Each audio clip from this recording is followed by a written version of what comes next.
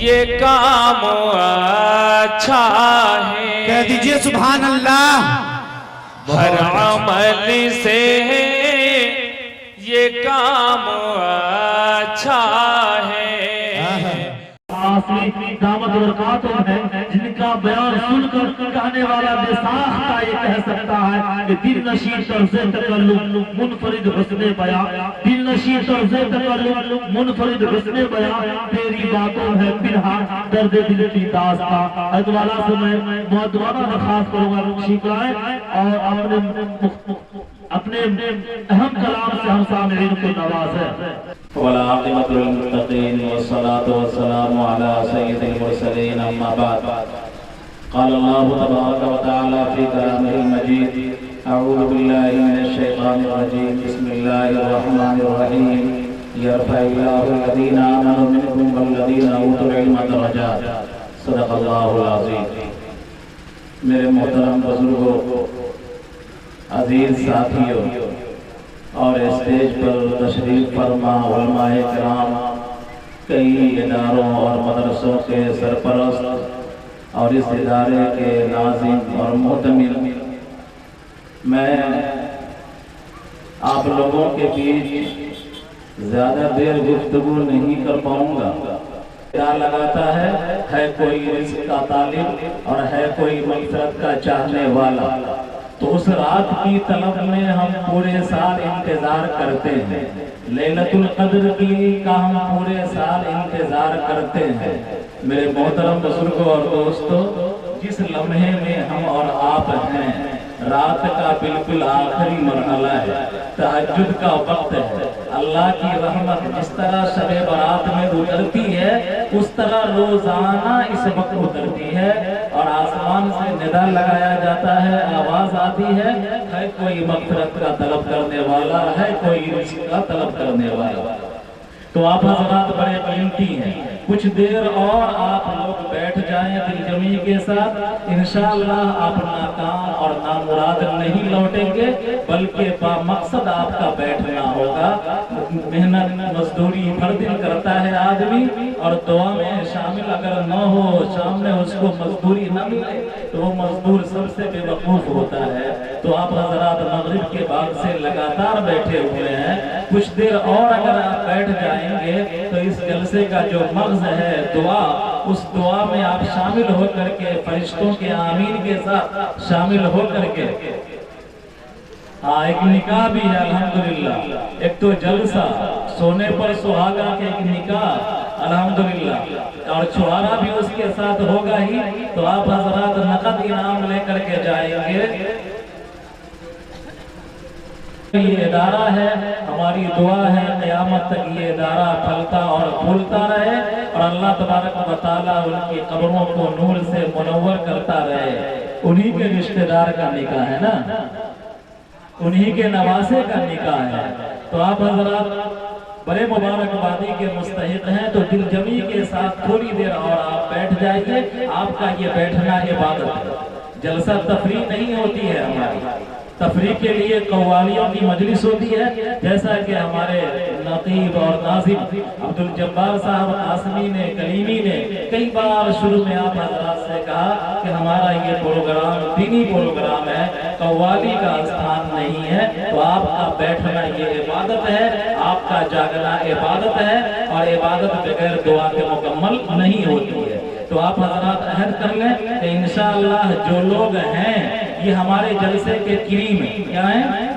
جو حضرات آپ بیٹھے ہوئے ہیں، دودھ کے اوپر کے ملائی ہیں اور کریم ہے، اور یہیں سے گھی نکلے گا، تو آپ حضرات اس جلسے کے مکھن ہیں، آپ حضرات اس جلسے کے کریم ہیں، بڑے قیمتی ہیں۔ بس تھوڑی سی محنت اور گوارا کر لیجئے، برداشت کر لیجئے چند گھنٹے۔ میں زیادہ گفتگو نہیں کروں گا، اس لیے کہ دو چار اور آدمی ہیں جو اپنی بات آپ کے سامنے رکھیں گے، بزرگان محترم ہیں۔ ابھی آپ حضرات نے دیکھا کچھ دیر پہلے کہ آپ حضرات کے مدرسے کی پونجی اور سرمایہ 12 حفاظ کرام کی شکل میں سامنے آیا، उनका आपने एजाज किया, ये आपकी आलो औलाद थे, उनका आपने एजाज किया, उनका आपने इकराम किया, आपने अपने उलमाओं के हाथों उनके सरों पर दस्तारे फजीलत बनवाई। कितना खुश हुआ होगा और कितनी खुशी महसूस की गई होगी, उनके वालिदैन, उनके रिश्तेदार कितने मगन होंगे कि आज मेरा बेटा हाफिज़े कुरान हो गया, आज उसके सर पर दस्तारे फजीलत सज गई और उलमा ने उसको तमगा दे दिया कि यह हाफिज़े कुरान हो गया है। मेरे मोहतरम, ये तो दुनिया का इकराम है, दुनिया का एजाज है। क़यामत के दिन अल्लाह तबारक व तआला उनके वालिदैन को, उनके वालिद को, यहाँ तो ये मामूली पगड़ी है, लेकिन क़यामत के दिन उनके वालिद को अल्लाह ताला ऐसा ताज डालेगा उनके सर पर कि जिसकी रोशनी सूरज से ज्यादा होगी।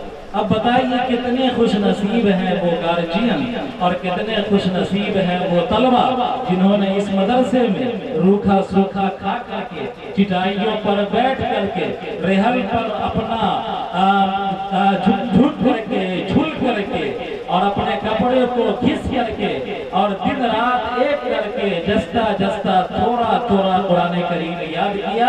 कितने खुश नसीब हैं, कितने मुबारकबादी के मुस्तहिक हैं। यरफ़इल्लाहु लज़ीना आमनु मिनकुम वल्लज़ीना ऊतुल इल्म दरजात। एक दर्जा तो अल्लाह ताला दुनिया के अंदर दिखला दिया अभी कि हाफिज़े कुरान हुआ, स्टेज पर आया, आपने पगड़ी बांधी और यही हाफिज़े कुरान रमजान में आपके आगे तरावी पढ़ाएगा, यही हाफिज़े कुरान आपके आगे नमाज पढ़ाएगा, यही हाफिज़े हुकूमत अपनी फौज पर 60% आमदनी खर्चा करती है। हिंदुस्तान की हुकूमत अपने फौजियों पर जो सरहदों की हिफाजत करती है, मुल्क की हिफाजत करती है, मुल्क के बजट का 60% हिस्सा खर्चा करती है। तो ये हाफिज़े कुरान जो अल्लाह के इल्म के अमीन है, जो अल्लाह के वही को अपने सीने में उतारे हुए हैं, ये खुदाई सिपा सालार बन रहे हैं, ये खुदा के कमांडर बन रहे हैं, ये खुदा की फौज बन रहे हैं। क्या अल्लाह तबारक व तआला अपनी फौज की खबरगिरी नहीं करेगा? यकीनन खबरगिरी करेगा। और ऐसी खबरगिरी करता है मेरे मोहतरम कि जिन तलबा ने मेहनत किया, मुजाहिदा किया और कद्र किया इल्म की और लगन से पढ़ा, अपने अंदर सलाहियत पैदा की, अपने अंदर सालिहियत पैदा की, तो आप देखिए मौलाना वली रहमानी साहब दामत बरकातुहू को अभी गुजरे हैं, काजी मुजाहिद साहब रहमतुल्लाह अलैह, मौलाना तकी उस्मानी साहब को आप देख लीजिए। ये लोग ऐसे हैं कि अपने घर से अगर 5 पैसा भी न हो और निकल जाए तो अमेरिका घूम कर आ जाएंगे और इनके जेब का 5 पैसा खर्चा नहीं होगा। लोग कहते हैं क्या मिलेगा? ये खुदाई फौज है, खुदा इनका इकराम करता है और करवाता है। मौलाना हसन मदनी साहब रहमतुल्लाह अलैह, उनकी वालिदा कहा करती थी कि लगता है कि असाद के रिस्क को अल्लाह ने पूरी दुनिया में छींट दिया है।